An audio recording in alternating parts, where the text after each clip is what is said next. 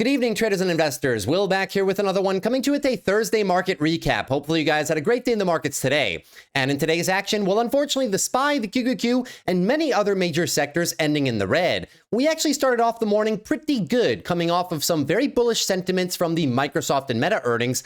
However, the index has faded all throughout the day. You're talking about a top-to-bottom move of about 1.3% on the SPY, and on the QQQs, it was a bit wider, talking about a 1.7% move on the QQQs. That being said, this concludes the month of July on a somewhat sour note. The month of July, however, was a very good month for the markets overall. The QQQs were up 2.42% and the SPY was up indeed 2.3%, which is common in terms of seasonality. The month of July is the second best month of the year. The first one, of course, is the month of November. After today, though, we start to come into a seasonal period where it's a little bit bumpy. The data does fluctuate if you take averages of the last 20 to 25 years, but the fall season is known to be somewhat of a choppy and with a bit of a downward bias period of time in the market. Now, that being said, we've had some very nice gains so far, but we had also been noticing that there is some problems with earnings right now. Not very big problems. As a matter of fact, the earnings reports for the most part are very solid. Take a look at some research compiled by FactSet so far, since we are midway through. The most important week of earnings of the entire season is this one right here. We are almost done, and we have a bit of research as to what's happening with earnings, because we've been noticing a theme on the channel to where companies are having very good numbers fundamentally, but just Wall Street is not rewarding them. The price action is quite terrible. A lot of these companies with great numbers are just going down and down and down after earnings. But is there something rotten in the core right here? As a matter of fact, no. The percentage of companies beating EPS estimates at 80%, so 80% of all companies in the SPY, that is above the 5-year average. The earnings surprise percentage, however, at 6.1% on average, is below the 5-year average. So they're beating, but they're just not blowing out the quarters, which is what we were saying yesterday for Meta and Microsoft's earnings. They had blowout quarters. They got the big percentage gains. But if you're just coming in line and even beating by a little bit and raising guidance by a little bit, it just seems to not be enough for Wall Street this quarter, perhaps because stocks have ran a little bit too much, a little bit too quickly since the April lows. Taking a look further into the revenue numbers, percentage of companies beating the revenue estimates, that's 80%, and that is above the 5-year average. And also the revenue surprise percentage at 2.3% above the estimates is above the 5-year average as well. So even though the price action on some of these earnings reports has been challenging, the companies have been coming down after their earnings. As a matter of fact, their fundamentals are quite good. Now, in terms of today's news, was there anything else that added some selling pressure all throughout the day? Well, more or less. Number one, we had some commentary by President Trump where he was extending the tariff deadline for Mexico. The 25% tariffs that are still in place, well, apparently they will have 90 days more to continue the talks. And in terms of justifications for that, they were saying that the complexities of a deal with Mexico are somewhat different than other nations because of both the problems and assets of the border. We have agreed to extend for a 90-day period the exact same deal as we had for the last short period of time, namely that Mexico will continue to pay a 25% fentanyl tariff, 25% tariffs on cars, and a 50% tariff on steel, aluminum, and copper.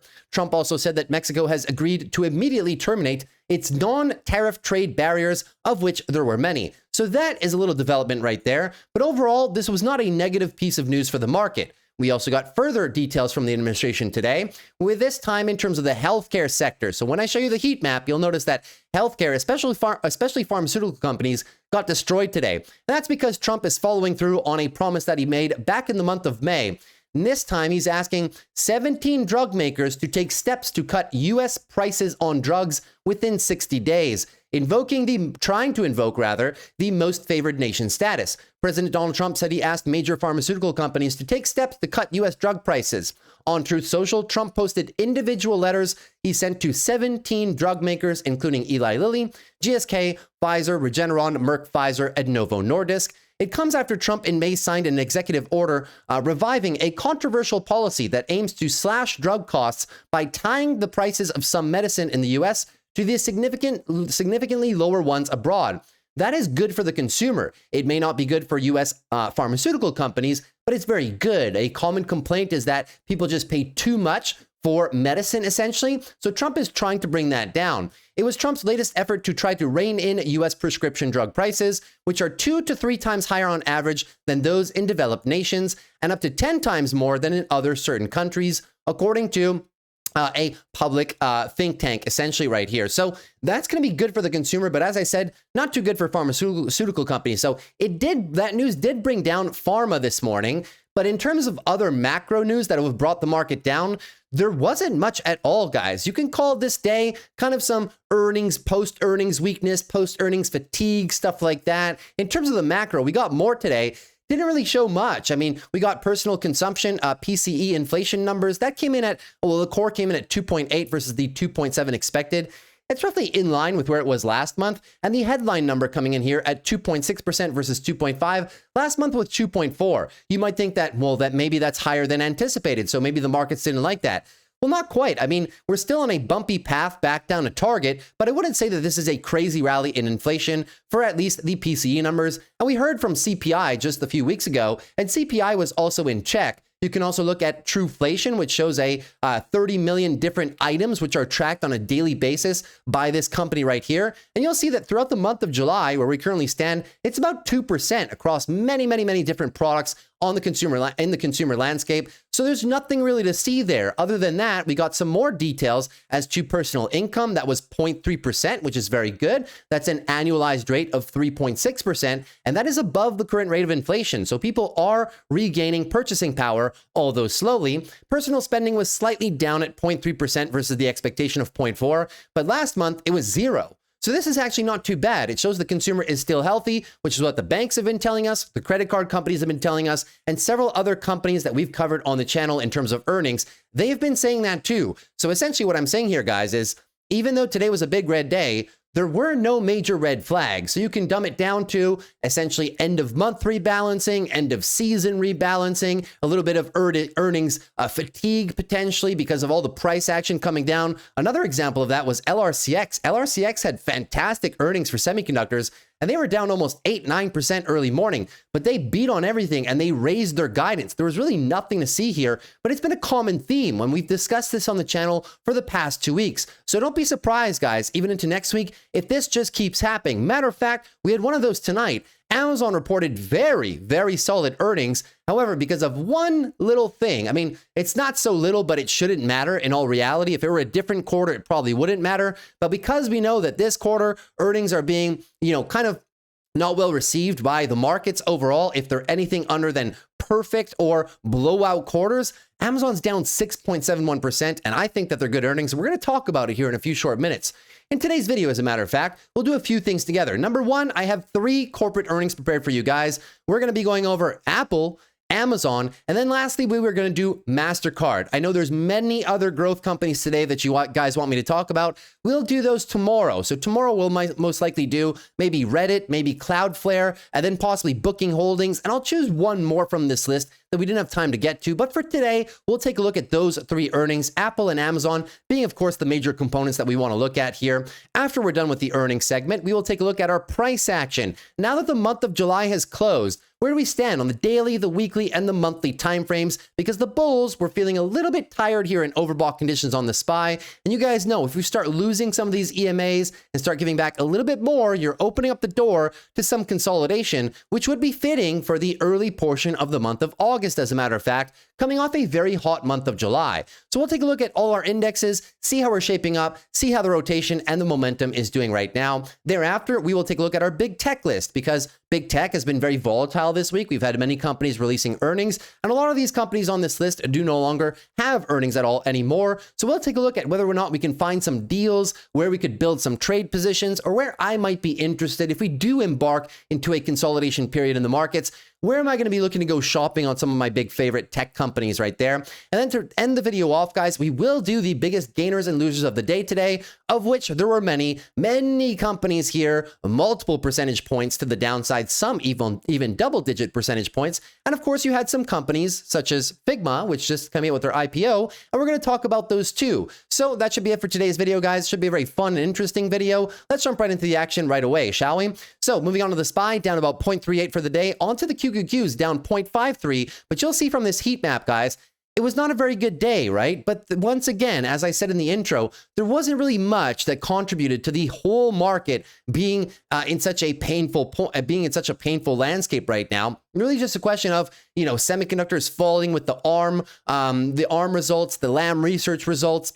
And Qualcomm as well. Qualcomm didn't really have bad earnings either, and they were down almost 8% today. So a bit of consolidation on semiconductors, and we'll have to pay attention to this one. That is our lead bull. If you start losing your lead bull, there are very high chances that you're going into some form of extended consolidation.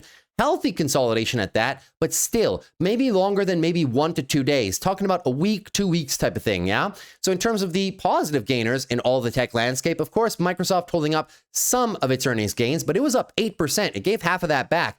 Amazon was up leading into their earnings, but they are now down, and Meta holding on to its cool gains of about 11%. Everything else, though, sadly down. Financials, also a day in which we saw a lot of retracements across the industry. Healthcare just getting decimated by that news for pharmaceutical companies, which is good for the consumer, but bad for these companies' corporate profits, of course. And then to the downside, guys, the bottom half of the market here, very mixed. Walmart and Costco with some decent gains, but some of the soda companies coming down, and the bottom half, industrials and real estate. Everything was kind of very mixed in today's trade. If you take a look at the one-day relative, you'll see that only a few sectors made it out alive, communication services being one of them because of Meta's performance, and the other one, oddly enough, was utilities. Everything else, though, to the downside, which leaves us to our 1 week relative performance. We had been noticing that overall, other than the big tech names, essentially, overall, the market had been showing some signs of weakness, losing a little bit of market breadth coming into this week as we were getting a little bit top heavy on the S&P. And you can see that better now with the 1 week relative performance being almost concluded, whereby almost all major sectors are down. The only ones that are higher are utilities, communication services, once again, that's Meta, and technology, barely holding it up. So before we get into more technical analysis and do some momentum and breadth analysis, and of course some technical price action analysis, let us dive into some of the earnings that we have so far. And we're going to start off with a big one, of course, and we're going to start off with Amazon, which we talked about in the intro. Company right now is down 6.67%. So you would think that they missed on one major thing or maybe many things. As a matter of fact, no, the company had a very good quarter and even raised their guidance for the next quarter. It had to do, however, with operating expenses. The company's spending a little bit too much money for Wall Street's liking. I think it's a good thing, and we're going to take a look at the earnings, why it is actually a good thing. But once again, another earnings reaction for some very good numbers. And unfortunately, we are seeing a company go down 5, 6, 7, 8+%. Take a look at the EPS beat right here, 26% beat on EPS. This was amazing, and a 3.4% beat on revenue as well. Also a very solid number, beating the revenue here by $5 whole billion. Let's take a look at some of the easy numbers on Amazon. You'll see here that revenue was up 13% year over year, which was very good. AWS revenue up 17%, but Wall Street was saying, well, maybe that's just not good enough because we just got to hear from Google, from Microsoft, and they were all growing their cloud earnings over 30%. AWS is the de facto market leader, guys. They are much bigger than Microsoft's cloud services or even Google's. So as a result, the law of large numbers has caught up with them. They're not able to grow this one 30+% year over year. They were a few years ago, but being the market leader, I think 17%, objectively speaking, is very good. $31 billion in AWS revenue. Operating income was also up higher, 31% year over year, and a nice beat on EPS here, 33% beat year over year. Operating margins also holding their own right there. Even though the company spent a little bit more money than they were anticipating, all the numbers were great. Let's move into the article right here. Amazon's gloomy earnings forecast. I'll show you how actually gloomy it is. Overshadows better than expected results. Let's move into the article. It gave light operating income guidance for the current period. Yeah, that's it. Only light operating income guidance. That's it. Amazon's never been known to be the most profitable company on the planet, but they do grow top line revenue and they do swallow whole entire industries in trying to expand their business model. So they do have to deploy a lot of cash to do that. Amazon Web Services, we already spoke about that, but that was a beat, maybe not the largest beat we've seen, especially in relation to Meta or Microsoft or even Google's cloud numbers, right? But they did beat 30.87 versus 30.8. So this is something that I saw people discussing as well, the fact that they just didn't beat by enough. But hey, a beat is a beat in my book, and the business is moving in the right direction. Advertising revenues, which was a bright point for the company, 15.7 versus 14.9 expected. That was really good. Amazon's second quarter sales grew 13% year over year, which is very good. Amazon said it expects operating income to land between 15.5 and 20.5 billion. That's the new range. Analysts were looking for 19.48. That is the only reason, the only thing that I can find in the entire earnings report that leads this company to be down 6%. Is it worth it? I'll let you be the judge. I don't think that should be the case, but hey, it's just a buying opportunity for us, so I'm definitely not complaining. The guidance spooked investors who are eager to see Amazon's hefty investments in AI pay off, and they are paying off. I'll show you guys. The company is committed to spend up to $100 billion this year on AI as it races to build out data centers and software. Our AI progress across the board continues to improve our customer experiences, speed of innovation, operational efficiency, and business growth, and I'm excited for what lies ahead, said CEO Andy Jassy. Let's move on further. Revenue in the third quarter is forecast to be between 174 and 179 billion, which is about 10 to 13% growth. The analyst consensus for revenue for next quarter, guys, was 173. So once again, they raised the bar on revenue. So they're spending a bit more money next quarter than Wall Street wanted, but they're still raising the guidance for top line revenue, which is very, very good, right? And the money that they're spending is not being wasted. It's going to key areas, which I'll show you in a little bit. The cloud computing unit saw its revenue climb 18% year over year, while AWS remains in the top spot. Revenue growth of about 18% in the quarter trailed Microsoft's and Google's, which recorded growth rates in the latest period of 39 and 32% respectively. So that's why, right? They're the biggest player. They're not growing the revenue as fast, but they have a dominant market share, guys. Over 30% of the entire cloud market runs through AWS. Amazon's advertising business was a particularly bright spot in the results. Ad revenue grew 23%. This is actually one of the best numbers that they've had in recent memory. Look at this boom in advertising revenue. Extremely solid. They are now the number 3 largest digital advertising platform on the planet, only behind Meta and Google. They've come a long way, guys, from $4 billion in revenue per quarter in 2020, and now they're all the way up to $16 billion in advertising per quarter. That is absolutely nuts. 4 times growth in about 5 years. Very good for the company. For the second quarter in a row, Amazon included recessionary fears along with tariff and trade policies as factors that could affect its guidance. When the company gives forward-looking statements, it always gives these little caveats, right? These little points that might derail it from its obligations. Now, this article is focusing on that, but every single company that's reporting earnings so far has focused on that as well. So another company citing, in other words, macroeconomic risks to its business, but are they being affected by them right now? Well, no. Andy Jassy, the CEO, said on a call with investors that the tariffs haven't dented demand or driven up prices so far this year at all. So there you have it. If costs end up being higher, we will absorb them, said Andy Jassy. Sales in Amazon's online stores unit grew 11% to 61.5 billion, which was again above the estimate of 59. So everything, AWS, e-commerce, advertising, and many other lines of business were performing very well. Take a look at some of the numbers here for Amazon, right? The blue category right here is their online store revenues, things that you guys know them for, the e-commerce business. That and the orange column right there too, which is third-party Amazon sellers. Those are both e-commerce numbers. Beautiful expansion, even over the last 4 or 5 years, guys. Amazing expansion by Amazon in those two demographics.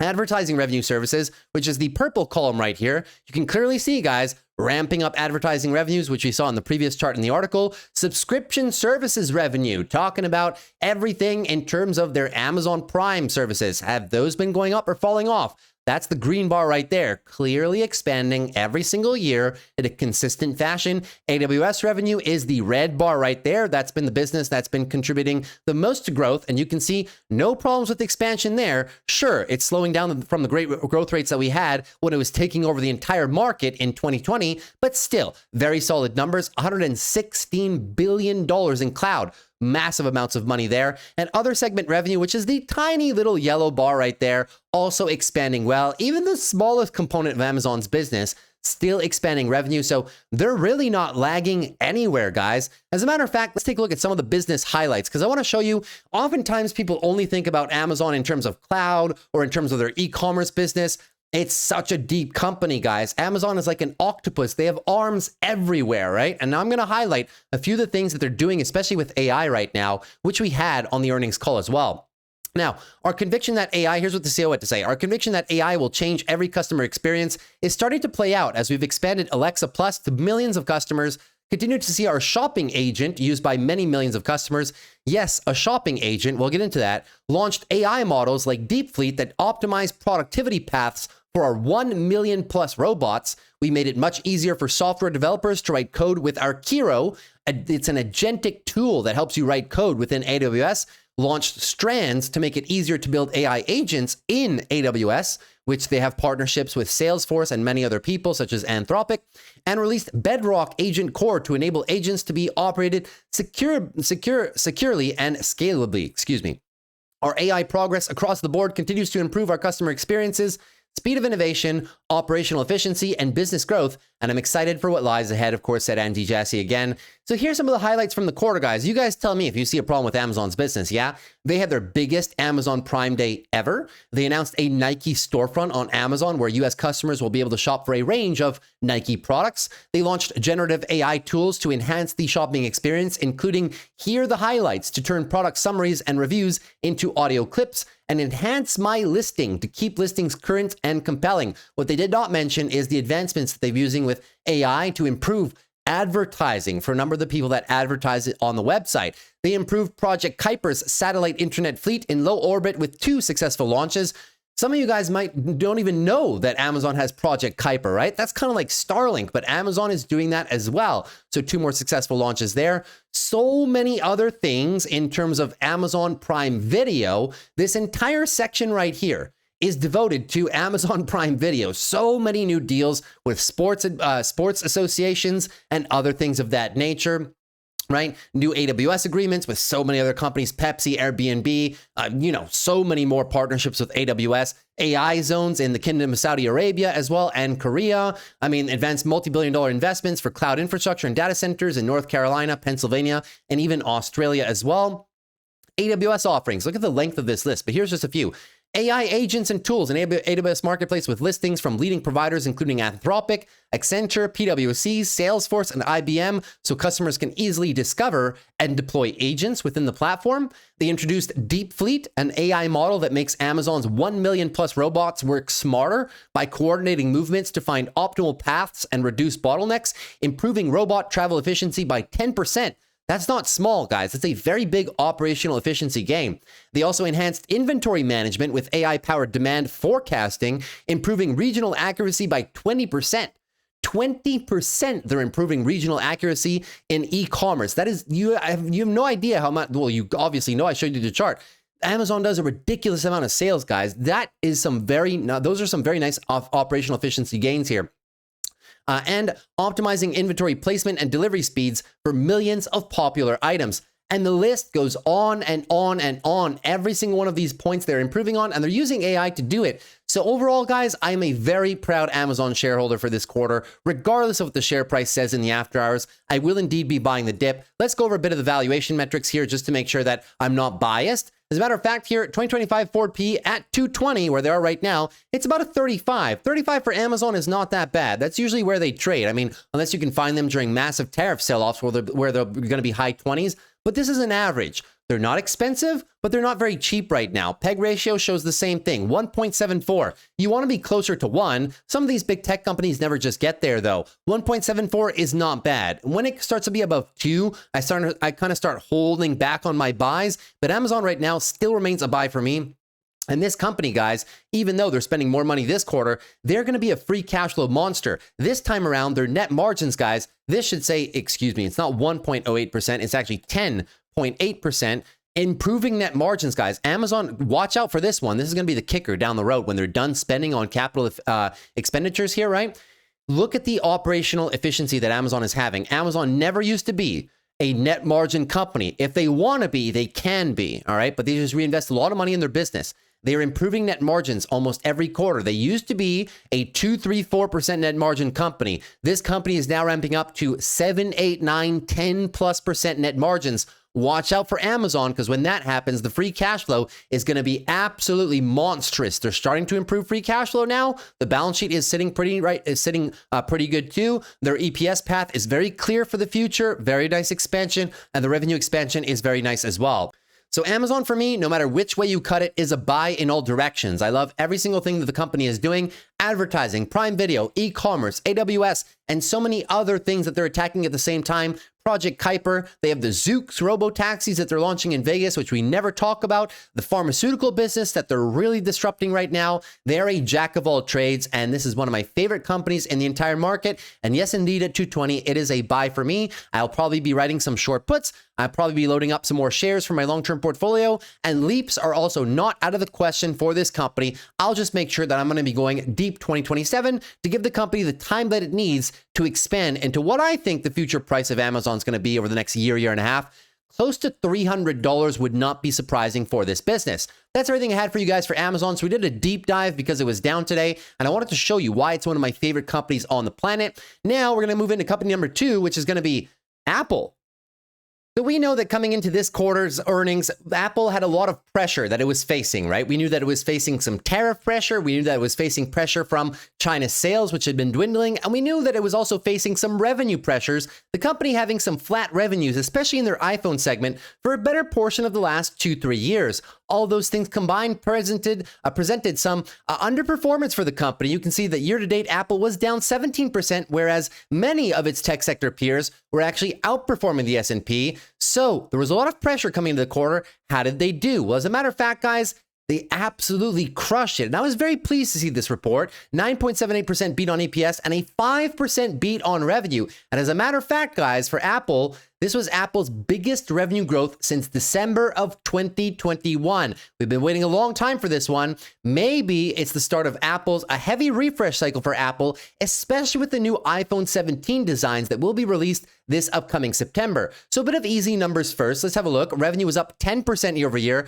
That is great. It's been a long time since we've seen a double-digit percentage revenue gain for Apple when comparing year over year. That was very good. Services revenue also coming in very nicely at 13% year over year. Operating income, a cool 11% year over year, and EPS 12% year over year as well. Operating margins roughly staying stable in the historical averages of the company, which oscillate between 30 to 35% depending on how much money they're spending to grow the business. But overall, a very solid report for Apple. Let's move into some of the segments, shall we? So iPhone sales grew 13% year over year, and overall revenue grew 10%, Apple's largest quarterly revenue growth since 2021. This was a very good number for iPhone sales. They've been lagging behind for a long time, but apparently no longer. People really like the iPhone 16. iPhone revenue was 44.58 versus the 40 billion expected. That was a big beat, guys. 10% beat on iPhone revenue.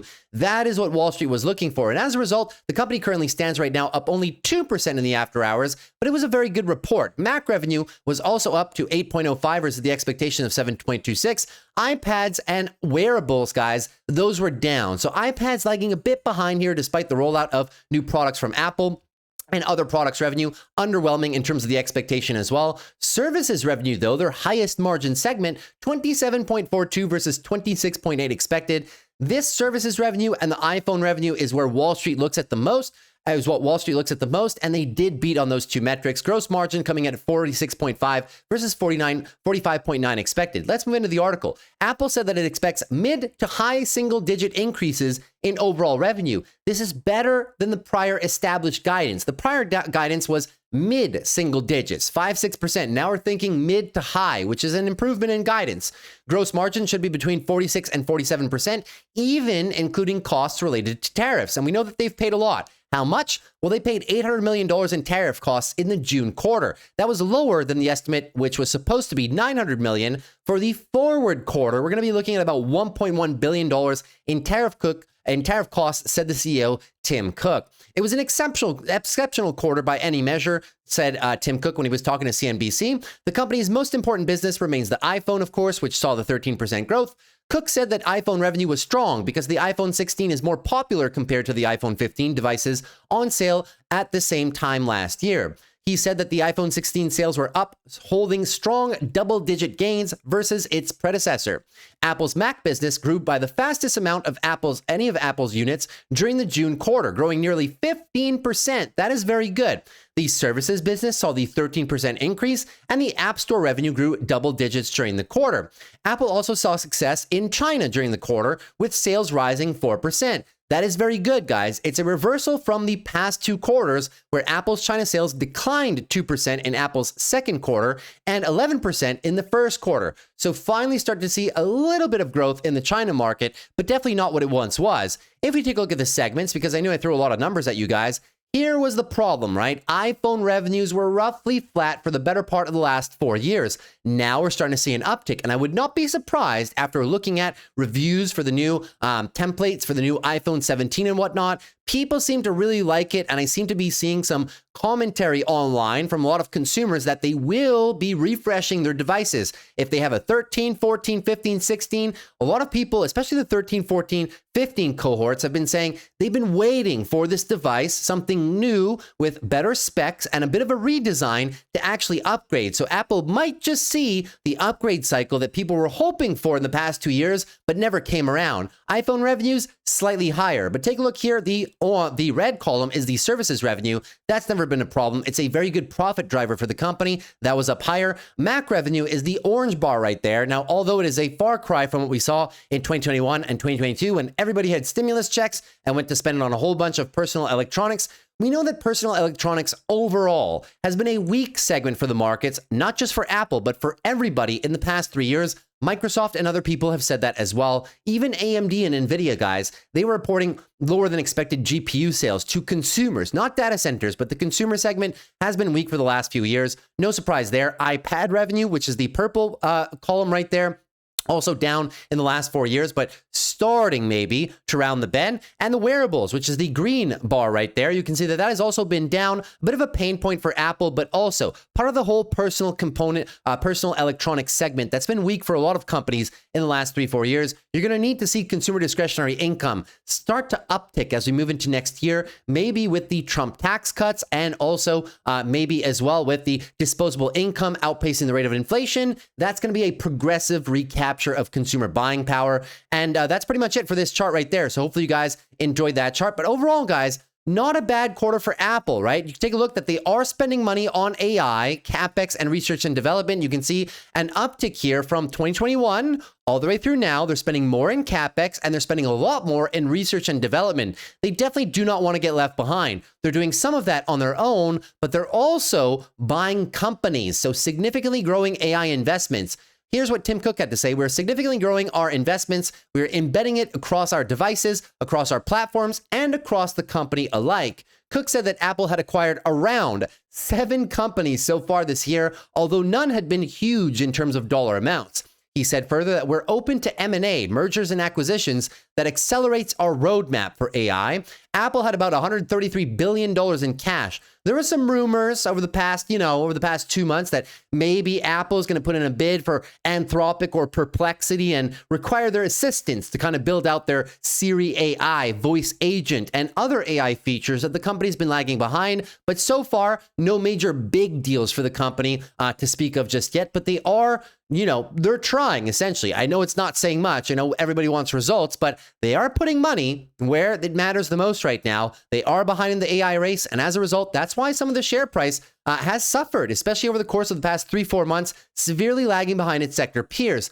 Now, in terms of whether or not Apple is a buy, so, it depends on how you view this company, right? If you view this company as a fast-growing tech company, then maybe it's not for you because they do not have fast-growing tech numbers anymore. They do a tremendous amount of buybacks, this is true, which helps improve EPS, but revenue growth has now come down into the single-digit range. Definitely a far cry from Google or Amazon or even something like a Meta or Microsoft right now. But the power of Apple has always been the moat, right? They have a very solid ecosystem, billions of devices worldwide, and they're able to monetize their users in a very efficient manner. The company generates a ton of profits every single quarter. Net margins for this quarter were 25.97%, which is in line with what they usually do, right? This company generates about mid 20% range in net margins, a ton of free cash flow. Apple has a ton of cash on the balance sheet, $130 billion as we just read. The balance sheet is fine, not too much debt, a lot of free cash flow being generated every single year, and a ton of cash on the balance sheet as well. And to be honest with you, although they've had a flat revenue growth cycle for the past roughly 3-4 years at this point, we could be seeing some improvements heading into 2026. EPS, though, has never been a problem for them. Very profitable, very efficient company. And as well, they just do an absolute ton of buybacks. $100 billion of buybacks, to be specific, was announced earlier last quarter. And they've been working through that so far through this year overall. So in terms of whether or not Apple is a buy, we'll get to it. Right now, the forward PE at 207 sits at a 28.35. Not a very commanding valuation when Apple sometimes trades in the mid-30s. PEG ratio is 2.7 because they're not growing EPS as fast as they once were, and the free cash flow yield sits at about 3.12. If Apple is more viewed right now as a value defensive name, the company is not going anywhere, guys. They're probably not going to grow as fast as they were in the past, but I don't really see any issues with this company. It's still one of my favorite brands on the entire planet in terms of the ecosystem, in terms of the strength of the moat. They're never going to go anywhere. They're very capital efficient, and they probably, although sometimes they get left behind a little bit, they probably won't get left behind completely. They will be able to catch up. If they can't do it themselves, they will buy their way to it. And as a result, I do believe that there is some good risk to reward on Apple right now. It's been consolidating. It's down year to date. We know that 2026 is going to be a good year for them, probably because of some good iPhone 17 sales. And overall, if the entire personal electronics segment of the market comes back, because we know it's been in a bit of a cyclical downtrend for the last 2-3 years, that will help Apple as well. So although it hasn't grown the most in the past few years, the share price, as a matter of fact, it's not so much further higher than it was in 2023, right? I think there's some good risk to reward, which is why I will be positioning for some Apple swing trades here in the lower 200s. You guys know that I've had some leap call options on this one for a couple weeks now. I am positioned for a bit of growth. I'm not expecting massive rallies on Apple like this, but rallies back to the all-time highs progressively and sustainably through the next few quarters, I think can be seen in terms of a long-term portfolio. I have all the Apple shares that I want. It's not a bad company to own a long-term portfolio. Actually, it's quite a good one, but it would be an underweight position for me. Just for myself personally, I need companies that grow revenue at double digits. That's how I kind of build my long-term portfolio because I'm very young, right? But depending on where you are in your investing journey, I see nothing wrong with holding Apple as kind of a defensive, a more value-oriented tech play with a very strong ecosystem and a very strong moat that probably will not be disrupted anytime soon. So those are my overall thoughts on Apple. We spent a bit more time on that one too, because there's many changes that are happening. So I just wanted to kind of show you where they were happening as well. And now company number 3 that we're going to dive into for earnings before we're done is going to be Mastercard. So Mastercard coming out with their earnings this morning before the open, and the company at some point today was up about 3% before giving some of those gains back throughout the price action with the rest of the indexes. However, we were looking to see if they would follow in their peers' footsteps, such as Visa and American Express, which showed a very resilient consumer, a very resilient business model, and just great growth metrics overall. And suffice to say, guys, it was business as usual for Mastercard, which is why I love investing in this company. They make it through any economic factors whatsoever that might be at play. Take a look at the EPS, a beat by 3% and a revenue beat by about 2.57. You kind of come to expect this from Mastercard at this certain point. I mean, I don't know when the last time they missed earnings was. I think it was all the way back here. In 2020 was the last time that they actually missed earnings. Solid company. I never am nervous heading into Mastercard earnings. Sure, they don't show the most surprising growth, but what they do show is a very stable company, a kind of bellwether across many many different things that can be variables in an economic, in different segments of the economic landscape, right? Depending if there's tensions or macro uncertainties. Mastercard, similar to its sector peers, Visa and American Express, actually did really well. Let's take a look at some of their metrics right here. So Mastercard signals resilient consumer spending as profit tops estimates. Sounds familiar. We heard the same thing from Visa. So obviously the consumer might not be as weak as some people think they are. Mastercard eased concerns about a potential slowdown in consumer spending after they beat the estimates. The report rounded off a largely upbeat earnings season for the biggest U.S. payment firms, but analysts have projected a sharper pullback in discretionary purchases due to sticky inflation, tariff uncertainty, and geopolitical tensions. That is what the analysts had to say, but that is not what Mastercard, Visa, and American Express, nor the banks are saying. So that's why I say, sentiment from analysts and sentiment from the media has been that the consumer is kind of dwindling a little bit. But I mean, we just literally got some numbers here from personal spending, and it was actually pretty good. And we can take it from Mastercard themselves. They generate so many transactions. They have a lot of data. So you kind of got to take what they say as a given. Consumer spending remains healthy, supported by low unemployment and wage growth that continues to outpace inflation. They're, of course, talking about the personal income ratio, which on an annualized basis is 3.6.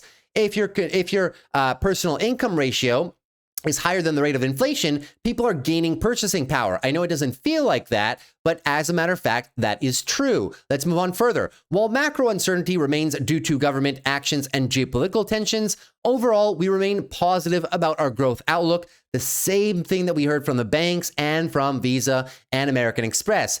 Travel bump. Cross-border volume, which tracks spending on cards outside their country of issue, jumped 15%, pointing to still strong consumer appetite for travel and leisure. Mastercard benefits from strong discretionary demand given its credit skew and robust cross-border business, said the analysts. We reiterate our view that Mastercard is the most attractive legacy fintech in our universe. We see the company benefiting from ongoing global share gains.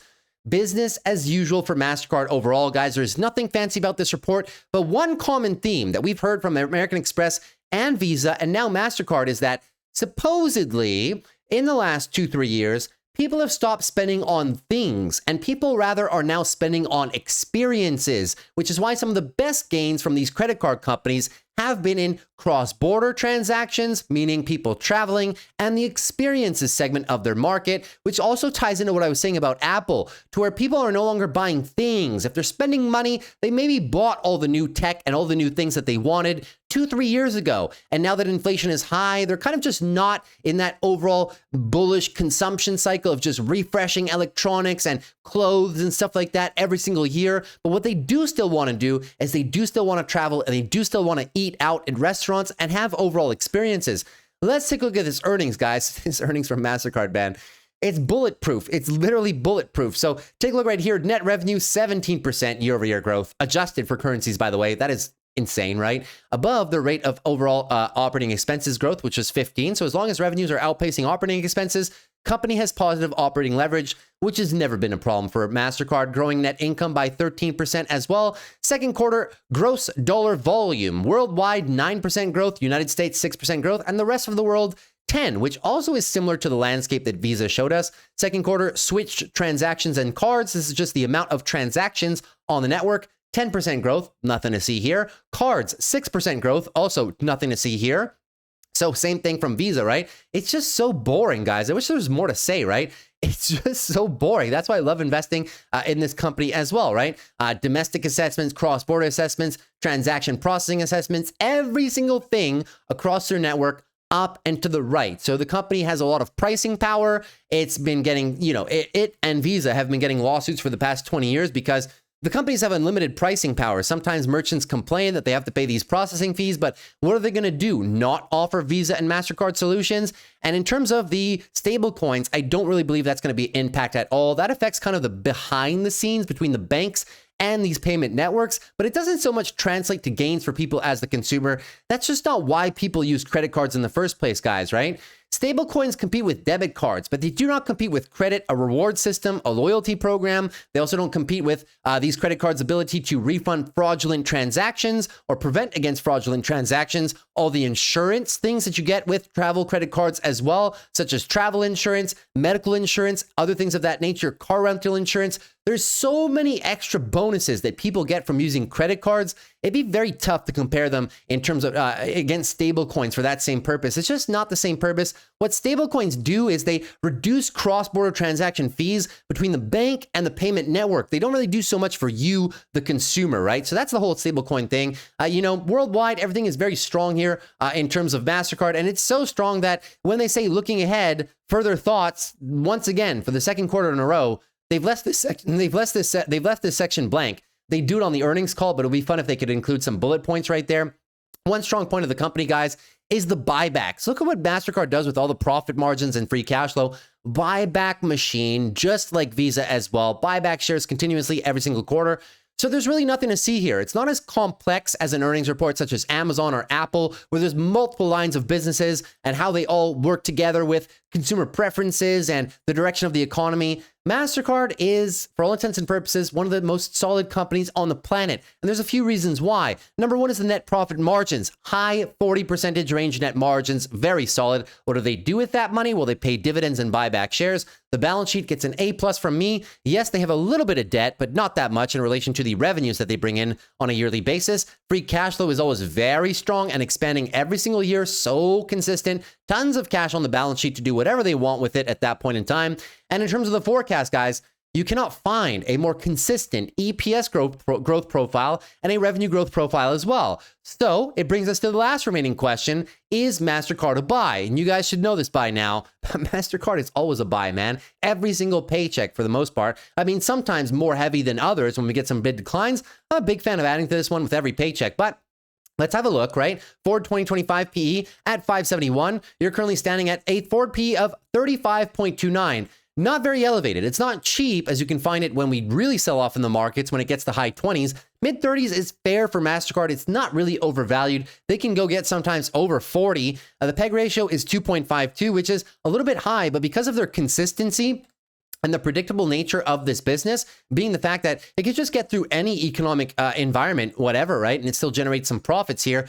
It always gets a higher PEG ratio and a higher PE. Wall Street gives it that because it's very predictable. The trailing 12-month free cash flow yield is about 2.8, which is a little bit low. Rarely, you'll never find this one in a 4 or 5, but sometimes when the market really declines, you find it in the 3s where it becomes a more heavy buy. For me, Mastercard remains a nibble. It remains a DCA with every paycheck, especially if you're looking for a long-term company that just compounds its growth every single year. Strong network effects, an extremely wide moat as well. Them and Visa, it's almost impossible to compete with them at this current stage in the world.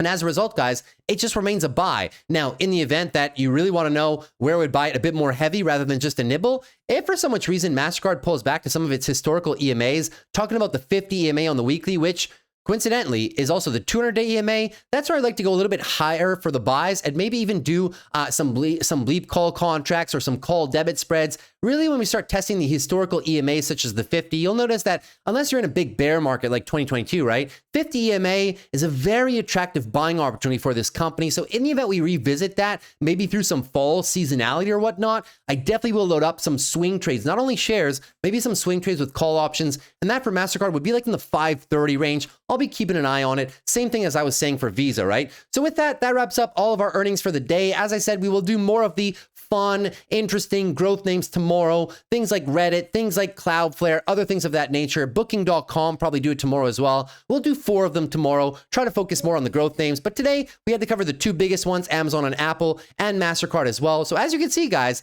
the earnings for the most part are good. Now, the market's reaction to these earnings, the price action is kind of trash, right? It is garbage price action. I'll be the first to admit it. But once again, guys, I mean, the markets are at all-time highs right now.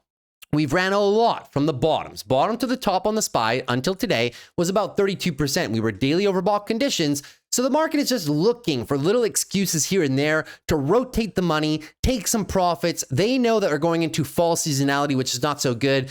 And I truly do believe as well, guys, that although the bulls are in full control right now of these markets, we are literally probably one catalyst away, one macro catalyst away from actually coming into weekly consolidation, taking some froth out of the market. So many names, especially growth names, not only have ran 30% from the bottom, 40, 50, 60, 100, 150% from the lows. There's a lot of froth in the markets right now. The markets are a little bit greedy, although we have been coming down from extreme greed in last week, excuse me. And the month of July has just concluded. Speaking of the month of July, in terms of the S&P right now, guys, very strong close. Beautiful expansion by the markets, but in the event that you come down August and September, because you get that one catalyst, whether it's a weaker than expected non-farm payrolls jobs report tomorrow or inflation data in the month of August, because we know tomorrow is the start of the new effective tariff rates, August the 1st, of course, right? If you start getting some some inflation numbers that start a narrative again, or maybe some weaker than expected jobs reports, even though the Fed has ample tools to counterbalance any of these weaker than expected elements, whether, if inflation is higher, that's fine. But the Fed said yesterday that they don't think that's going to be long lasting effects. If the jobs market starts unwinding, very simple. They'll start cutting rates in a more aggressive fashion and just do quantitative easing. We got a lot of tax cuts coming as well. So I truly do believe that if we get a decline in the markets coming into the fall, it'll just be a very healthy pullback for a market that's ran a very large amount from the bottoms. July closed solid, but would it look so awkward, guys, for us to get a August and maybe September pullback, trying to establish some monthly higher lows in this beautiful uptrend that will probably last into 2026 as well? I don't think there's any recession fears in the markets right now, and analysts tend to agree as well. The recession odds have really dropped off a cliff from what they were in August. In April. People are putting, a lot of analysts either put the recession odds at 0 or under 10%. So that's not the case here, but could we maybe see a bit of a sell-off after earnings season, after we've ran out of positive catalysts that the market was looking forward to?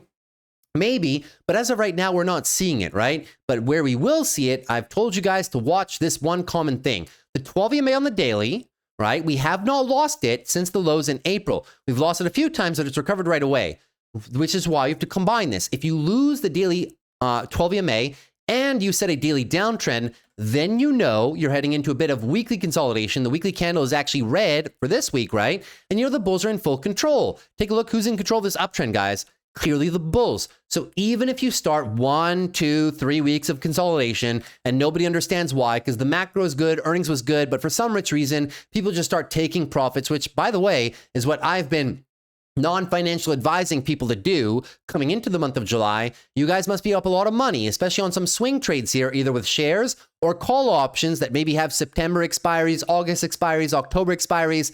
Think of winding some of those down, especially if you're up a lot of money right now, because you're coming into bumpy seasonality and a market that is kind of running out of positive catalysts for the time being. We're running out of earnings, and we are coming off of overbought conditions. If you see the loss of the 12 EMA and the daily downtrend, that is the start of weekly consolidation, and you're just looking for healthy weekly higher lows. It's just so simple, guys. Anything above 592, normal price action, looking for some higher lows, maybe coming back into support right here, 612 down about 600. We will keep an eye on this location over the next few weeks as we move into the month of August, but the monthly candle close strong for July, but we could expect it would not be so awkward to get a pullback. But that being said, it's not here yet. I'm just giving you guys the worst case scenario. It's also very possible that the bulls just grind higher. I'm not here to predict the markets. I'm just here to say I've been accumulating some buying power and being a bit more cautious, winding down some swing trades, accumulating some buying power, because if we do get a seasonal dip, I want to have the most amount of money possible to load up some buys for Q4 and into 2026. Hopefully that makes sense.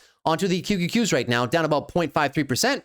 And the analysis for this one is largely the same here, guys, right? So we know that the bulls are in full control. Just keep an eye on this 12 EMA. The higher lows right now are 551 on the daily, or rather, 558 on this one. The SPY was down there. Daily uptrend is nice. Back test is in 12 EMA. If you lose the 12 EMA and then reset into a daily downtrend, well, you guys know what to expect, right? We're going to head into a bit of weekly consolidation for the markets. Natural consolidation. The past 5-6 weeks have just been straight up since the Israel-Iran conflict. Of course, the weekly bulls are in full control of this chart, and you would once again just be looking for a very healthy pullback, weekly higher lows. Anything above 522, looking for a weekly higher low. Same concept on the monthly, guys. Would it look so awkward? We're kind of hitting the top end of a trend line. I guess I could draw it a bit more, in a bit more fancy measure right there. We can kind of extrapolate the trend line, something like this. You can take the tops, you can take the bottoms. You can clearly see, right? Whether you move it up, down a couple of dollars, we're almost there. Would it be so awkward to see the markets pull down a little bit into the prior all-time highs with weak seasonality, no more bullish catalysts, and only one, maybe one? You guys know how these media narratives start, right? One media narrative that starts a little bit of a tariff uncertainty or jobs market uncertainty, all these things which we're very familiar with, that we've been dealing with for the past 2-3 years, as people claim that the next recession is just next week away for the past 2-3 years, right? You guys know what's going to happen, but the charts show a different picture. The bulls are in full control right here. Earnings are very solid, and never forget, the narrative does not run the market. The earnings run the market. Earnings for this season were good, and the guidance for the end of the year remains very strong as well, and the consumer does still remain strong too. So if in the event that we come down, guys, very simple, looking for a monthly higher low. So pay attention to it, right? Not a bad time to take some profits. Some stocks have ran an absolute ton. You don't need to hold the entire bags, especially if you're holding call options. If you have a long-term portfolio, then you shouldn't be selling anything. That's not the point, right? But those of you that have a lot of call options, swing trades, positions that are up a lot, covered calls, or winding down some of these opportunities, especially if you're up triple digits, 100% plus on some of these options, right?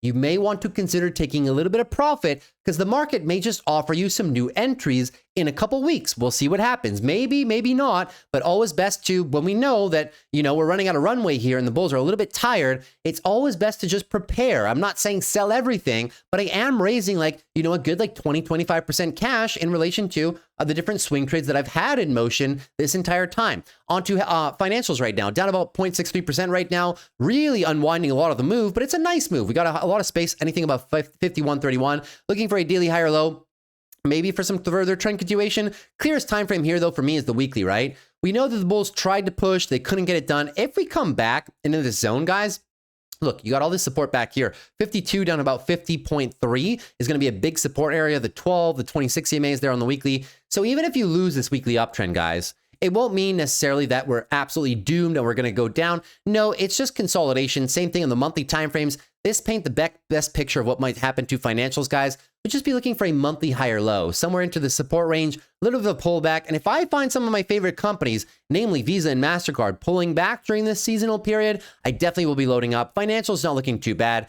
Healthcare, though, the same cannot be said, right? It's been choppy. It's been a disaster. Healthcare insurance companies have been a categorical disaster all across the board. Now pharmaceutical companies are getting hit by the letters that are being sent out by President Trump. So overall, the sector, guys, unless it's medical devices, the entire sector has just been performing absolutely in an abysmal fashion for the better part of the last, a year at this point in time. Monthly downtrend on XLV overall. A lot of support from prior years as well. It's been lagging behind, but just go with historical norms, guys. I know healthcare has been, absolutely disgusting recently, but it is a period of accumulation. However, this sector does move slow and it does have some challenges ahead of it. So that's why I'm positioning on this ETF with some leap call options, but my leap call options are dated 2027 because I'm expecting a recovery from this whole area over up to this whole area for some time from now until 2027. The point is not to get the absolute pinpoint entry, the absolute bottom.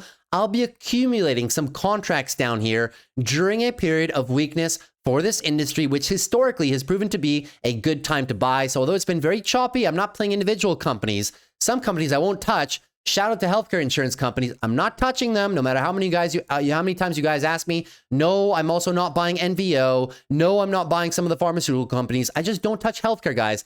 Too much red tape and, lumpy business models, right? The revenue streams are just very inconsistent overall with these companies. Not my style of company. Maybe you guys want to play them, and several of these companies are very oversold right now, both on the technicals, both on the fundamentals of a lot of these companies. This, UNH, and so many other companies. I'm still not buying them, guys. They can get even more oversold. I probably still won't touch them. Maybe some small swing trades here and there, but you'll never see me go with heavy trades on healthcare, especially not on individual names, because their business models are just very lumpy. I'd just rather play the index ETF and give myself the best chances of success, not picking the wrong pharmaceutical company or the wrong health insurance company, just playing the entire sector for overall recovery. Hopefully that makes sense too. On to semiconductors right now. This you got to pay attention to. This is your lead bull. And although semiconductors on the SMH ETF is still in a daily uptrend right now, the higher lows are 281.62, looking for a new higher low, right? We haven't lost the 12 EMA, barely. We haven't lost the higher lows. Okay, so the bulls are in full control of this short-term time frame. They can recover into tomorrow's action. We'll see if they can do it.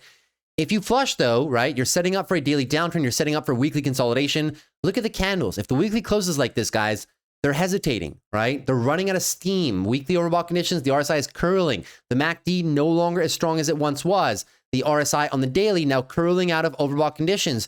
You see it even more on the SOXX, guys. This one actually coming down, testing the lows, not closing below. If tomorrow's another red day, this is the first daily downtrend on the SOX in 3 months and a loss of the 12 EMA.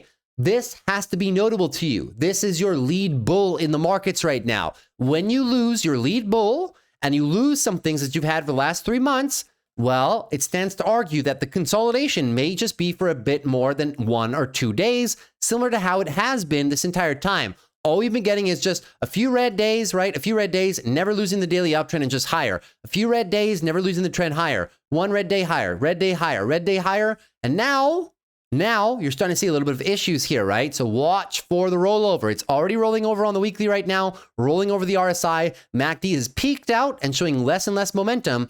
However, you're looking for what I've been telling you guys to look out for the past few weeks. When this move is done, which if one more day closes and we get the daily downtrend, the weekly move is done, right? That is your weekly higher, weekly higher high, and you're looking for a higher low. A lot of support below us, 233 down to 220 on the SOXX and on SMH, which is a little bit higher because this one has more weight in the data center players. Okay, this one might come down all the way here, 275 and a bit lower to the 12 EMA 270. So we're watching for the pullbacks, but the bulls are in full control. You're looking for some healthy pullbacks. So derive a list of opportunities, whether it's AMD, NVIDIA, Broadcom, TSM, your favorite companies where you want to buy them, Micron, stuff like that. Many companies, guys, across semiconductors have not been the same recently, right? Micron's been dropping for like how many weeks? 5 weeks since earnings. ASML has been dropping since their earnings as well, 4 weeks in a row, right? Other companies as well. LRCX, they've now embarked on their form of weekly consolidation down here. Qualcomm has not done much of anything since the tariff fear lows. Nothing. Texas Instruments has started its massive consolidation after earnings. Many companies, guys, across semiconductors, right? Even KLAC Corporation starting its own weekly consolidation. So although you may be only focused on NVIDIA and AMD and Broadcom and TSM, which have not started, who do you think is next? Probably these guys. The entire rest of the sector has already started its consolidation. Maybe these guys are next. So keep that in mind. I'm not calling for the destruction of those companies, but eventually we do have to get some weekly pullbacks, and maybe we're lining up for them right now. As I said, I'm not trying to predict them. I'm just trying to get you guys ready for some super juicy buying opportunities for things to look out for if they do happen, right? Onto the Russell right now, down about 1%. The Russell clearly not enjoying today's price action. Rejection from resistance is clear right now, 232 down to 225. Looking for a weekly higher low, down into support, 216 down to 208. Maybe I'll be looking to play the Russell. The Russell's a tough ask for me to play, though, especially when rates are still this high for this long. So the monthly, sadly not regaining the uptrend right there. Month of July has been closed, and you're looking for a bit of downside. Sorry, I didn't show you the monthly candle close on semiconductors. Strong, but can lead for a bit of consolidation in the early months of August. The Russell, kind of just the same, right? We're just looking for consolidation. Not my favorite bet. Daily downtrend now on this one. Something that we have not had in a long time, guys. We haven't had a daily downtrend on the Russell since early June, so it has to be notable to you. We've lost the 12 EMA, something that we have not lost in a significant fashion since May. This is a significant loss. As a result, weekly consolidation is underway. It may last more for just 1 week, so please keep that in mind. And now moving on to the VIX. The VIX was actually up 8%, but not because we had any volatility catalysts today, just because you're starting to see an acceleration of the sell-off. Multi-percentage declines on the index today. It raises the uncertainty concerns, right? So the VIX might be heading a little bit higher, which is fine for us, especially if we're looking to sell options. So pay attention. You might be able to get some really good distance selling puts under the market as the market is dropping. So hopefully you guys have some buying power lined up. In terms of yields did absolutely nothing today. And I'll just maybe bring these up one time per week. Yields are staying sticky around 4.5 on the 10 and around 5% on the 20-year yield as well. We said it yesterday with Jerome Powell, right? The September rate cut is now kind of, it's a coin toss right now. The odds are a coin toss. We'll see if we get it. We'll see if we won't get it. One thing's for sure, these yields will probably not move until they are convinced that Jerome Powell is doing the right thing, not just cutting rates, but cutting rates for the appropriate reason. If you cut rates when the economy is too hot, then these bond vigilantes, so they're going to keep these bonds high because they'll say, they're going to call it the Fed's bluff. They're saying you're not cutting rates for the right reasons. If the economy starts to slow, if you get any weaker than expected labor reports or weaker than expected consumer spending reports, stuff of that nature into September, and then they cut, well, then the bonds will come down because then they'll say, yeah, that makes sense. We understand why he's cutting now, right? So the bond vigilantes, the bond traders, large institutions, large governments, that's how they play this game, guys. It's all a game about risk-adjusted premium when you talk about bonds, which is why bonds have just been dead and doing nothing. It's a nice accumulation zone, and the trade probably will play off, but you got to be patient. Now, moving into gold. So gold today on the day, not doing much of anything, guys. As a matter of fact, for the session, it was up about 0.5%. Pay attention, though. We are below our daily EMAs. Have you noticed a common theme here, right? When as soon as we've been below the EMAs, not only have the EMAs rarely crossed, we have the short-term EMAs, 12 and 26, have not crossed below the 50. And usually when we've lost these short-term moving averages, we tend to recover fairly quickly. So it's all up to the bulls right now to recover this move quickly. If not, you guys know what's coming. Take a look at the weekly time frame right here. If you flush 32.46, weekly downtrend, the first of its kind, since for a very long time, as a matter of fact, on gold, right? And loss of the weekly 12. If that happens, it should be notable to you. First time since November that you'll be breaking that one by considerable fashion. If that does happen and you basically conclude the start of the weekly downtrend, one time frame higher, what are you looking for? Monthly consolidation. Look at these candles.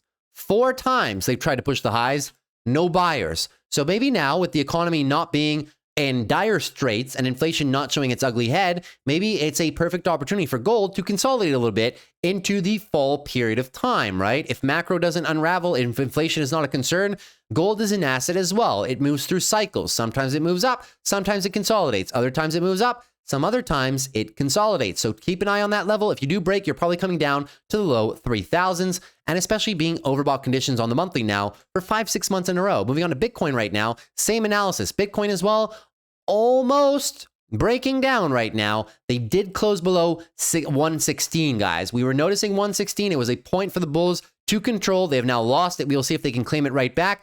Well, a bit of movement lower into today, guys. You can officially say now the daily downtrend is set by the bears. The weekly down swing is probably going to be in motion by the bears as well if they follow the overall trend of the indexes, that is. And you might just see some consolidation on this ETF or on Bitcoin as a whole in the ETFs, or if you're just trading the cryptocurrency itself, right? You might just see some consolidation come into play. If that does happen, where are we heading? We'll probably back down to 110, 109 roughly, which is the previous high range. And they have the weekly 12 EMA right there. This is where I would be looking for some swing trades on Bitcoin. So they're not ready quite yet. The bulls haven't officially, flushed the zone more than that. But, if we stay under this for another trading day, you probably know where we're heading. The bulls have lost short-term control, and you're just heading for weekly consolidation. Keep that in mind. The monthly looks very strong. So if August is a down month for the markets overall, what do you expect is going to happen to Bitcoin? We are going to head a little bit lower and maybe test either 110 or the lower bound, which would be around 105. It would just be looking for a very healthy monthly higher low for possible further trend continuation. These are healthy moves, guys. Nothing moves in a straight line. And Bitcoin from the April lows, I'll remind you, was up from the bottom to the top 64%, which without much pullback, right? A lot of the pullbacks were just sideways ranges. We haven't really had some momentum to the downside, right? And I will be looking to accumulate more Bitcoin between 110 and 100 for maybe the next rally, which should come Q4 into 2026. I'm still fairly bullish on this asset.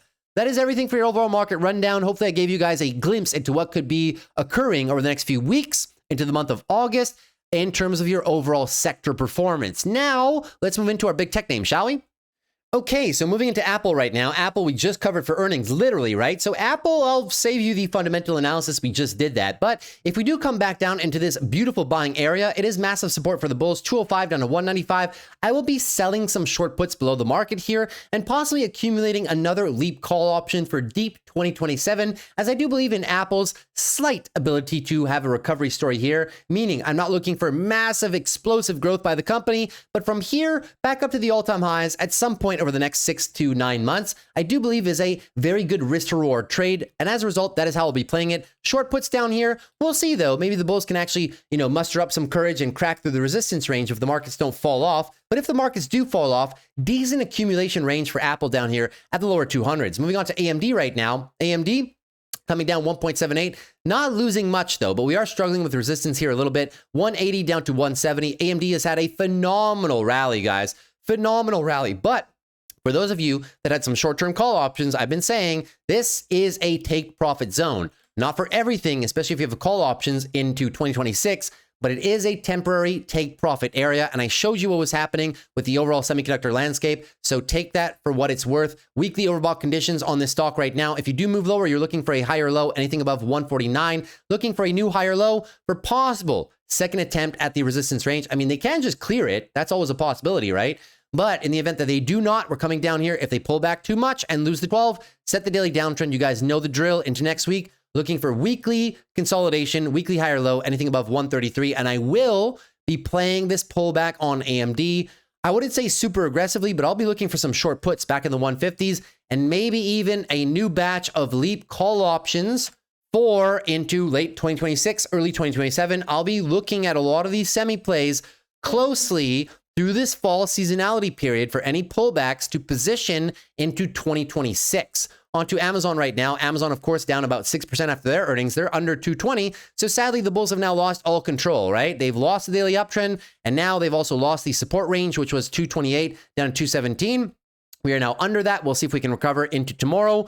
But, you know, unequivocally, this is now going to become a resistance range for the most part. So the bulls will have to do a lot of work if they want to recover that. In the event we reject and set the daily downtrend over the next few days, you know the drill. And I was talking about this prior to earnings. We are looking for a weekly higher low. Anything above 207, looking for a weekly higher low. We covered their earnings. I said I was going to be buying some shares down here, and I will also be looking to sell some put options down there as well. And if the price really comes down hard, maybe even another leap call option down there around 210. That's if the price really comes down hard, guys. I'd be surprised if that were the case, but still, right? Monthly is looking great. The way they closed the monthly candle before earnings. The month of August is going to start with a red candle because of earnings, of course. Just looking for a monthly higher low, guys. The bulls have tons and tons and tons of space.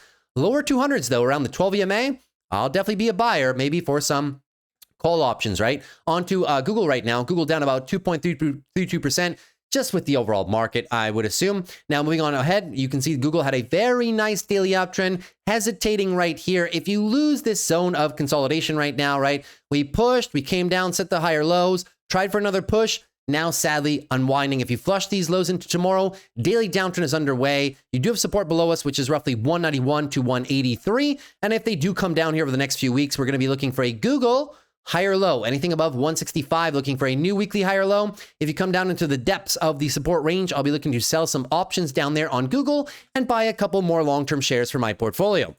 On to Meta right now. Meta had insane earnings. We covered them yesterday on the channel and kind of just stayed flat here all day, but it was a phenomenal day of performance. We have left behind a major gap, though. So in the event that Meta follows the rest of the market, if the market sells off, well, what are you going to do? You're probably just going to fill a little bit of this gap, right? And all of these guys will be acting as support. They used to be resistance. 740 would be the pullback area for Meta. So pay attention to that. If Meta just doesn't do what the market is doing, or maybe the markets just go green, like that's always a possibility. Next target, $800 for Meta. We covered their earnings yesterday. I was saying that even here at 773, if you have a 3 to 5 year time horizon on Meta, it's not even that bad to nibble some shares. I mean, I wouldn't start a full position here on Meta, but nibbling some shares, starting a position through fall seasonality, if you get some corrections here in the markets, not a bad time to be adding some Meta shares. Fantastic company with some insane earnings yesterday. On to Microsoft. Same concept for Microsoft, right? Blow off top right now on Microsoft. 554 was the high, and they consolidated all day,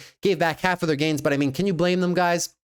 Look at this insane rally, right? A massively insane rally for Microsoft overall. Huge weekly uptrend. So in the event that you give this back and set a daily downtrend in motion into the month of August, you'll be looking for a few things. You'll be looking for a weekly higher low. Anything at that point above 355, so much space. Looking for a weekly higher low. First stop, probably the 12 EMA, 487. And on the monthly, guys, same concept, right? The monthly candle just closed. Super strong, but very extended from the 12 EMA. You know, Microsoft usually doesn't get this extended from the 12 EMA. And when it does, it tends to have a bit of a corrective period, a healthy corrective period, but this moves in waves, right? So you might just be looking for a new higher low. If I can find Microsoft again in the high 400s after some pullbacks, especially with yesterday's earnings, I might consider taking some swing trades down here or maybe some further long-term shares, but we'll see. Now, moving on to Netflix. Netflix down another 2.09%. So this is kind of like the poster child of what you're looking for consolidation, right? It all started here, led into their earnings. They had great earnings, but, you know, when the company ran so much, I think Netflix is a sign of things to come. If the markets do unravel, it's going to probably look like Netflix, right? Healthy consolidation, right? Especially for names that have ran 30, 40, 50, 60, 100+%, you may just have a corrective period in the markets. Healthy consolidation. For now, Netflix, sadly, the daily downtrend is persistent. 1215 and 1185, perfectly backtesting as resistance for some possible further declines on Netflix and just a further leg of weekly consolidation. On the monthly time frame, you will see that even better. The month of July closed at the low of the candle. So that does lead us to believe that further consolidation may be coming. And if that's the case, I will be a buyer of Netflix down here between $1,100 and $1,000, which is I've been saying that since up here, and people thought that it couldn't be done because they just go up every single day, right? Well, now we might just be coming down there. So we'll see if I can add more Netflix shares. If it does come down there, I will be adding because who's in control? Well, obviously the monthly bulls, and we're just looking for a monthly higher low. Fantastic earnings for a fantastic company. On to NVIDIA right now. So NVIDIA pushed 182, then consolidated all throughout the day. However, this is one that has not lost a daily uptrend, not even close, nor the 12 EMA, but pay attention to it over the next coming days. NVIDIA is a very large weight in the index right now. If NVIDIA starts daily consolidation, it'll be enough, especially sentiment-wise, to make everything else go into consolidation. We no longer have the Microsoft crazy earnings rallies. We no longer have the 12% days on Meta. And maybe we are running out of time on NVIDIA's historic rally as well. So keep that in mind. All those things combined could lead to some declines in the market. Anything above 164 looking for a new higher low if that does not happen for moves higher. And in the event you give back more than expected, and you open up the door for a downtrend and flush to the 12 EMA, you guys know what's happening. It's heading into weekly consolidation. So keep that in mind. You might just be looking for a retest down here of the like high 150s, which is the 12 EMA. It does it all the time, right? Massive rally, test the 12, sometimes even lower. Massive rally, hover around the 12 before another push. It does it all the time, guys, right? So don't think it's not possible. It's always possible. History should show you how possible it is. Monthly candle close is very strong, but once again, it wouldn't look so awkward if NVIDIA has 1 month, 1.5 months of pullback into seasonality, whatever happens in the market. If that does happen, you guys know that I told you about it. And you also know that you should probably be buyers down here on NVIDIA for some further swing trade longs. Moving on to Tesla right now, still doing a whole lot of nothing, guys, is Tesla 3.38% to the downside, following the market to the downside overall. Once again, coming into support, 300 down to 260 is going to be the support range. And still a tightening range. However, pay attention. If we lose 289 over the next coming weeks, guys, that's a weekly downtrend, and more likely than not, you're going to start heading a little bit lower to the bottom end of the support range. No swing trades for me on Tesla right now. Unfortunately, short term, I think there's some better opportunities in the market, but we'll pay special attention. Maybe if it gets down to, I don't know, some like short-term oversold conditions or something like that, maybe there will be a trade attempt at the lower end of the range. But as of right now, it's just a tightening range on Tesla right now. So I'm not playing it. I'm not going to take my chances on this one in the face of possible index consolidation. Tesla didn't really have great earnings, and a lot of their catalysts are longer term, more so than shorter term. So if the markets do pull back, I would expect Tesla to kind of, being a high beta stock, it will probably pull back harder than a lot of other things in the market. So just pay attention to that. Palantir is on the chopping block for next Monday's earnings after the close. As of today, not doing too poorly, but daily uptrend is still in the favor of the bulls. You're still looking for a higher low off of any pullback, anything above 145, looking for a higher low. But hey, there's only 2 days of price action before Palantir. Whatever I say in today's video is not going to matter because this company is probably going to move 10% or more on their earnings. So keep that in mind, right? And we'll do a bit of prep on that on the Friday session tomorrow as well. In the event that you get the pullback, because nobody's concerned about the rallies, right? If you guys know where it's rallying, just go psychological, 170, 180, and $1 million per share, right? But if it does come down, guys, you got a lot of space. Anything above 130, going to be looking for a higher low. Valuation is of a concern right now. And we know that, just look at all the earnings so far, right? If Palantir does not show an absolute blowout quarter amongst all metrics, you would not be surprised if it follows the same path as many other companies has followed over the course of this earnings season, which has been down, even though numbers are going to be good. And I can see it already. If Palantir beats on everything, but just the beat is just not a blowout, and the stock moves down, many people will be asking themselves why. They'll be saying the market's rigged. I mean, you've had so many examples this season for earnings of companies doing that. So please don't be surprised if that happens. Moving on to SOFI right now. SOFI up 3.25%. Once again, though, getting rejected at resistance. 25.50 down to 22.50 is that resistance range. The bulls are doing okay. They're trying their best, right? Pay attention, though. If they break 20.45 to the downside, that is a daily downtrend on SOFI, and that will be synonymous with a bit of weekly consolidation. The weekly higher lows are very close. They set a cheeky higher low here before rallying with earnings. If you flush it, I wouldn't be too nervous, though, guys, because the monthly time frame kind of holds the keys. Very strong monthly performance by SOFI the past few months. Any consolidation, maybe just a bit of healthy correction here on SOFI, and I would be a buyer on SOFI down here. Call it $19 to $17. I'll be waiting for that to happen. There was a few opportunities this week, guys, to sell the short puts down there, 18, 19, 17 range. So hopefully you guys got them. I definitely got them with our trading group in Discord.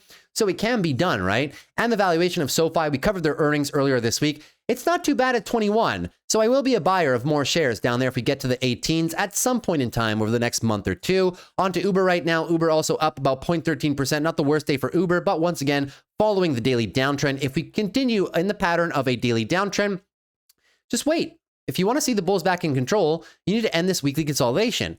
How do you end the weekly consolidation phase? Well, you need a new daily uptrend. As long as that doesn't happen, the short-term bears are in control, and we are just in a consolidation phase for Uber right now. That being said, not that many days of price action before their earnings. They will be next Wednesday. One thing's for sure, though, if I can find Uber again down below in the $80 region, I will be playing it because I do enjoy the valuation down there. It has tremendous support. So that is going to be something that I'll be looking for. I'm not going to position into Uber earnings. I'll wait until after, and if ever, such as many other companies, they go down 5, 6, 7%, we'll be back here and I'll start playing it after having been very patient. The last time I played it was here for some swing trades there, and we made some very nice money. Now, maybe they offer the exact same trade. We will see. Moving on to TSM lastly, TSM down about 0.53% today. Pay attention to this one, same as NVIDIA. Right? Pay attention to the 12 EMA. You lose the 12 EMA without setting new highs and you break this guy right here, 231. That is a daily downtrend. That is a loss of the daily 12 EMA. And you'll just be heading into very healthy weekly consolidation, which might send you down to the mid 220s region, close to the previous all-time highs and the 12 EMA as well. The valuation of TSM is very good, which means that if it does come back, I will definitely be playing it. It's not overvalued. And I'll just be looking to play those higher lows. Monthly time frame on TSM is very strong right now too, and any moves lower will just be a very casual monthly higher low. Don't say it can't be done. It can always be done, guys. It happens more often than you might expect, right? TSM has these massive rallies and then consolidates for 2, 3, sometimes 4 weeks at a time if the market is unfavorable. So in any case, I just want you guys to understand that I will be a buyer. I'm not saying it's going to do it. I'm just saying if it does do it, this is exactly where I would buy. So we have to get ready in the event that that does occur, right? It's all a question of preparation, guys. Establishing levels. That way, when they come there, you already have a trading plan and you're not so much wrapped up in the whole narrative that might be at the time, happening at the time. Because one thing's for sure, guys, the indexes do not consolidate just because we're overbought. It's always one trigger that happens. And then because we're overbought, the declines tend to happen quite quickly because we're in overbought conditions. But the market never drops just because, quote unquote, it's overbought or the RSI is high or it's ran for a long time. No, there's always one catalyst, one macro event or a tweet from President Trump, or there's one catalyst that starts the consolidation underway. Then that narrative kind of just sticks in the markets for like 2, 3, sometimes weeks, stuff like that, right? So pay attention to those narratives because sometimes you can get wrapped up in them and forget the trading plan that you had established in this video right here at the end of the month of July, looking for healthy pullbacks across the board if they do happen. That being said, that's the entire market review. Hopefully you guys enjoyed that. Now let's dive into some of the biggest gainers and losers of the day, shall we? So, of course, we're going to start off with the biggest gainers, guys, and we're going to talk about Figma real quick, because although it says it's up 384%, that is just from the IPO price. Some people were able to get one share from other brokers, such as Robinhood and whatnot, and then the stock actually opened at around $90, pulled back for the first 5 minutes, and then just went on a tear the entire rest of the day. I know what you guys want to know. Is Figma a buy? Well, I'll just give you some statistics, right? So at the price, and right now in the after hours, actually, as a matter of fact, if I look at the extended hours, it was actually up a whole lot more, to like $150, guys. IPOs have been running super hot, super hot. People barely understand what they're buying. They just want to absolutely buy the IPO at any single price. And sure, you can make some quick money really fast if that is your thing. But for those of you looking to establish a position in Figma, maybe for something more long-term, and you're looking to see if it's a good price right now, I mean, guys, at $30 where the IPO was, the company was valued to be $20 billion. That is roughly what Adobe wanted to pay for this company roughly a year ago before they were not able to do so, right?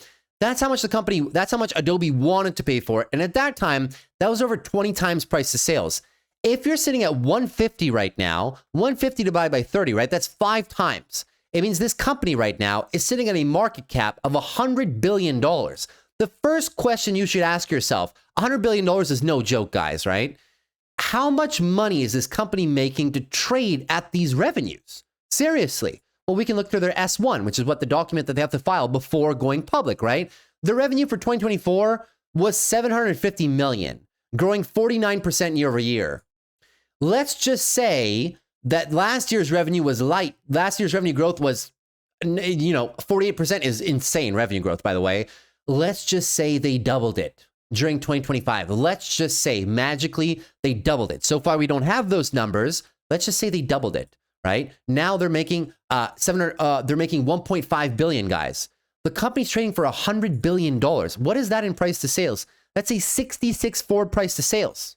66 is way too much, guys. Essentially what I'm saying is way too much. For all those of you that got the shares at their fair price, which should be around $20 to $30 billion for the stock, that is fine. But for those of you buying up here, just understand you are playing a game of musical chairs. You're just looking for somebody else that's caught up in the hype to buy your shares from you, right? And we know how these things go. We can talk about Circle. Circle was great, right? They started off, somewhat fairly priced. They went to ridiculous pricing, and then the game stopped. Look at CoreWeave. CoreWeave started off at a low price, a fair price in my opinion. Then it went absolutely ridiculous. It kind of tapered off, but it took some time. Figma, because people have seen Circle and CoreWeave, this one is doing it a whole lot faster. So don't expect like, well, that means that it's going to run for weeks and weeks and weeks. Maybe it's done it all right away. I would be very nervous buying this here. However, because there's always a however, if it comes down in a very rapid fashion over the next few weeks or something like that, and I can play the options game on it, meaning selling puts because there's high volatility, selling puts way under the market, as I've done on Circle and CoreWeave and never gotten a sign, by the way. These entire declines, I was able, with the volatility, to keep every time it was big red, right, puts far away, and I never got a sign. CoreWeave, same concept. This entire decline, red, I write far away. Red, I write far away. Red, I write far away. Same thing, I write very far away. Never getting a sign, just making premium. Give me the premium the whole way down. I don't know where it's going to stop. That's not the point. The point is I want to make money on the downside, and I give myself a huge margin of safety. So if you ask me what I'm doing with Figma, that's what I'm doing with Figma. You can do whatever you want with the company, of course, right? Applied Digital, they rallied a tremendous amount after earnings. If we get a pullback here, data center play, pullback maybe over the next couple of weeks here, 12.11, not a bad spot, guys. This is an asymmetric bet, though. You bet small, and you go for the massive 50% 2x move. I'll be looking to play this back test and support, $11 to $10 where they just lifted off from. If the whole market pulls them back, if it's gone, it's gone. Not a bad time to position right now, but I'd be building into it, right? Some here and then a bit further into our support zones. I'll sell some put options because the volatility is so good. Meta we covered. I'm not going to cover eBay. CoreWeave benefiting from the increase in CapEx spending from Microsoft. Microsoft is their largest client and it's not even close. They went higher, but I do not know where this one is going to stop, guys. I really do not know where this one's going to stop. If you want to know where it's going to stop, we'll just wait for the bulls to tell you with the new daily uptrend, right? It was almost daily oversold. Not quite, but a big area of congestion here is going to be 100 down to about 92 bucks. You can even put the fibs on this too, right? You put the fibs on this local area. I mean, they breached the 50 into support. Next area is going to be the 618, right? You don't know where it's going to stop. The company's fairly priced. If you take into consideration their 2027, 2028 sales, it's a bit sketchy for 2025 numbers. They got a lot of debt, but the acquisition of cores is definitely going to help that. If you ask me where I would be a buyer and not mind holding some shares from CoreWeave for like a play for the next 2, 3, 4 years, 90 bucks, low 90s and accumulation for me down there, not a bad idea, right? But for now, I'll just be doing the same thing I always do, wait for big red days and sell puts way under the market and make some free money, right? At least it has been so far. Reddit had earnings today. We're going to talk about those tomorrow, but we were talking about it. This was a play that I gave on the channel, guys, for possible massive expansion earlier on the week as well, especially with Google's advertising revenues. I said, don't be surprised if Reddit absolutely smashes it. They destroyed it, guys. They're up to 190 bucks. Company's up like 20% in the after hours right now. They destroyed it. We'll cover them tomorrow. No trade for me right now. The trade was before, and I did give this one on the channel for the past week and a half. So hopefully you guys are able to make some good profits there. AAPL also rallying a little bit further up to the upside here, but we were running out of time here on the videos, guys, so I can't cover everything, but AAPL was a swing trade. I told it as well on the channel. Back here into consolidation. This was a very easy weekly higher low, force a bit of a rally here. Take profit remains 416. You're a bit late in your positioning right now.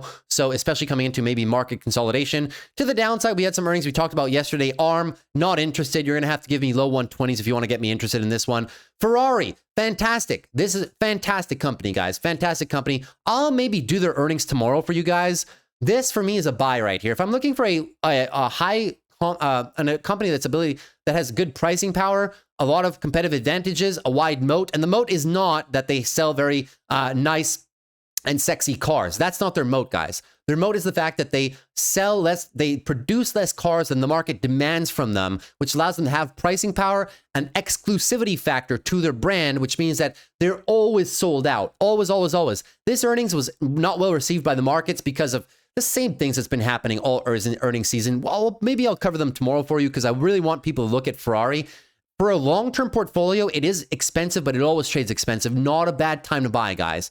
All the way through 400, not a bad, like, it wouldn't be a huge position for me in a long-term portfolio, but it's a company that I like a lot. Not just because I like their cars, their business model is really where it's at. Phenomenal company, if you ask me, in that respect. And the other ones, such as FICO. FICO went down after earnings. I know a lot of people are going to ask me about this one. Yeah, 14 down to 12. You know, this whole 14 down to 1200 range, down to the 200 weekly EMA. Every time FICO tests this, guys, has it always been a buying opportunity? I don't know. You tell me.